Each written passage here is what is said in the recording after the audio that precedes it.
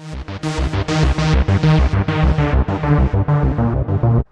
what's going on, everybody? Welcome back to the channel. It's your boy Auto Guy DIY coming at you today with a couple quick tips on how to diagnose if you have a bad front wheel bearing on your Ram 1500.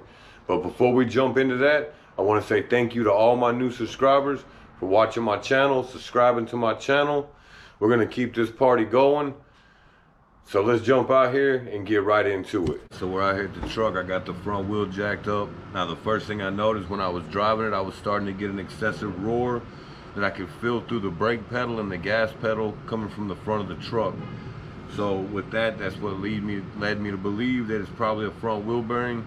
I have dealt with this before. So the first thing I always do is I jack the truck up and then you move it like so. You see how that tire's got some excessive wobble to it? That's not right. It shouldn't move like that. So I've already taken the wheel off once. I just kind of snug these up. I'm gonna pop this tire off. We're gonna listen to that bearing when I spin it. And that's another telltale sign that you have a bad front wheel bearing. So now that I got that wheel off, now I'm gonna turn this thing. Now you're gonna hear that hissing sound, that shh, that sound there, that's your brake pads. So that's normal. But if you spin it, and you hear that clicking, here, let me set y'all down. Maybe I can spin it a little faster.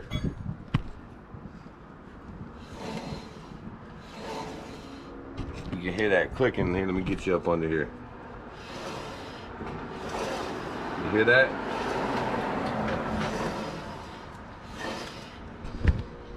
So that clicking in there, that's that bearing in there playing out. All right. So with that clicking in there, that lets me know that it's a bad wheel bearing, that them bearings in there are playing out. So next week I'll jump out here, we'll get it changed. That's a $200 part. We'll go through that on a video. But with all that, keep living the dream, doing your thing, like and subscribe. Always get at me with a comment, and I'm rolling out.